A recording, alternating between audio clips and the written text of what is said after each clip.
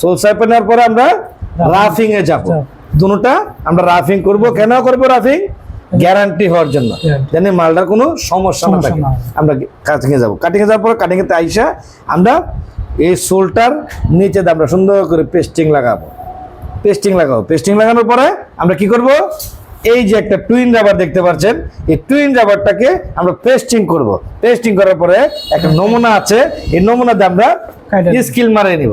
Skill মাইরা পরে আমরা এইখান থেকে বিট লাগাবো গ্যাপের সাইড থেকে। গ্যাপের সাথে বিট লাগিয়ে আমরা এই আপার নিব। আপার নিয়ে আমরা পয়েন্ট দিয়ে সুন্দর করে দাগ দিব। দাগ দেওয়ার পরে আমরা এটা ফিটিং করে নিব। ফিটিং করে মালটা এটা বসিয়ে নিব। বসিয়ে নেওয়ার পরে দর্শক এখন আমি এটা ফিনিশিং দিব।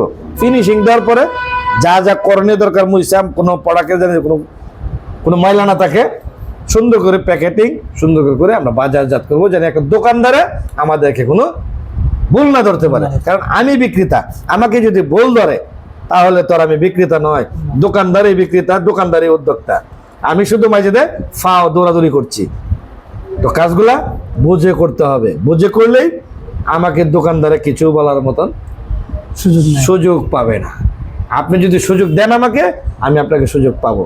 এটাই স্বাভাবিক আর এটাই বাস্তব, মেনে নিতে হবে। ওকে, আর কিছু বোঝা লাগবে ভাই? ওস্তাদ শুনছেন কি কইছি? Thank you.